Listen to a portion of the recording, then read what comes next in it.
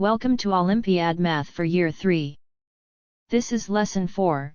We'll learn how to use the reverse reasoning method to solve problems. First, we have to understand the thought process and method of the reverse reasoning technique, then we will try to apply the reverse reasoning technique to solve problems. The reverse reasoning method, also known as the backward reasoning method, is a common approach to problem solving. This method begins with the final result of the problem and works backward step by step to ultimately arrive at the desired solution. Please note that the sequence of operations is the opposite of the original order, and the method of calculation is also the opposite of the original approach. Let's look at example 1 problem. Mr. Smith said, if you subtract 2 from my age, divide the result by 5, add 8, and then multiply by 6, the result is exactly 72. Can you calculate how old Mr. Smith is this year? Let us think about the reverse process step by step. What would the result be if we hadn't multiplied by 6? What if we hadn't added 8? What if we hadn't divided by 5? What if we hadn't subtracted 2? After the step-by-step calculation, we work out that Mr. Smith is 22 years old. The key to solving this problem lies in thinking backward. The operations are entirely reversed from the original sequence. Example 2 problem. An electrician's team bought a bundle of electrical wire. On the first day, they used half of the total length plus 5 meters. On the second day, they used half of the remaining length minus 8 meters. On the third day, they used 14 meters. Finally, 10 meters were left. How long was the bundle of wire originally? We will analyze this problem using the reverse reasoning method. After the second day, the remaining length should be 10 plus 14 equals 24 meters. These 24 meters are 8 meters more than half of the remaining length after the first day. So, the remaining length after the first day should be open parenthesis 24 minus 8 close parenthesis times 2 equals 32 meters. These 32 meters are half of the total length minus 5 meters. Therefore, the total length should be open parenthesis 32 plus 5 close parenthesis times 2 equals 74 meters. The key to solving this problem is to analyze it step by step using the reverse reasoning method. By asking questions such as how much wire was left after the second day and how much wire was left after the first day, the solution becomes clear. Example 3 problem. While solving a subtraction problem, Steve made 2 errors. He incorrectly wrote 6 in the tens place of the minuend American Samoa 9. He incorrectly wrote 9 in the units place of the subtrahend American Samoa 6. As a result, the difference he calculated was 577. What should the correct answer have been?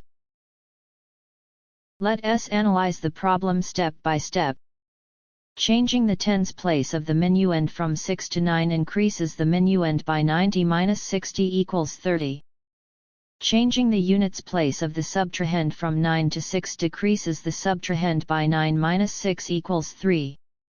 Thus, the incorrect difference 577 is the result of the correct difference plus 30 from the increased minuend and an additional 3 from the decreased subtrahend.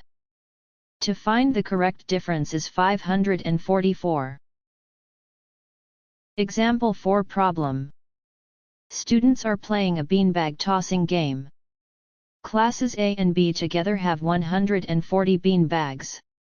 If Class A first gives 5 beanbags to Class B, and then Class B gives 8 beanbags to Class A, the two classes will have an equal number of beanbags.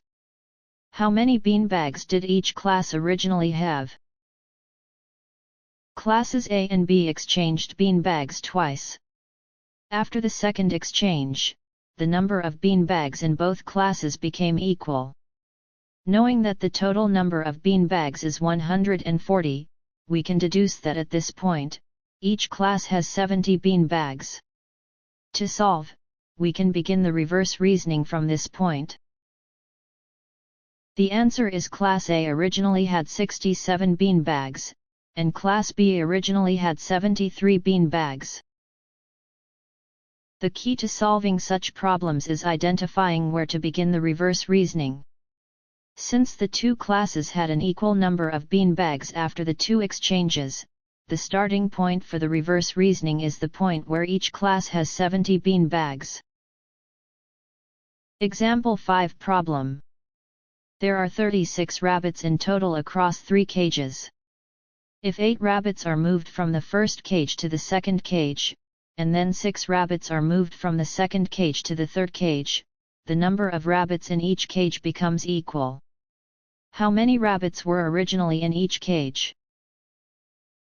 No matter how the rabbits are moved, the total number 36 remains unchanged. After the adjustments, each cage contains an equal number of rabbits, which is 36 divided by 3 equals 12 rabbits per cage. From the problem, moving 8 rabbits from the first cage to the second means the first cage originally had 12 plus 8 equals 20 rabbits. Moving 6 rabbits from the second cage to the third means the third cage originally had 12 minus 6 equals 6 rabbits. The number of rabbits in the second cage can then be calculated as 36 minus 20 minus 6 equals 10 rabbits. Example 6 problem. Classes A and B each have a certain number of trees to plant. If Class A gives the same number of trees as Class B originally had to Class B, and then Class B gives the same number of trees as Class A currently has to Class A, both classes will end up with exactly 28 trees. How many trees did each class originally have? If Class B does not give the same number of trees to Class A would have 28 divided by 2 equals 14 trees, and Class B would have 28 plus 14 equals 42 trees. If Class A does not initially give the same number of trees to Class B would originally have 42 divided by 2 equals 21 trees. And Class A would originally have 14 plus 21 equals 35 trees. The using of tables can help you do the analysis clearly. The answer is Class A originally had 35 trees, and Class B originally had 21 trees. Here are the practice problems for today. Thank you for watching and hope you enjoy your math today.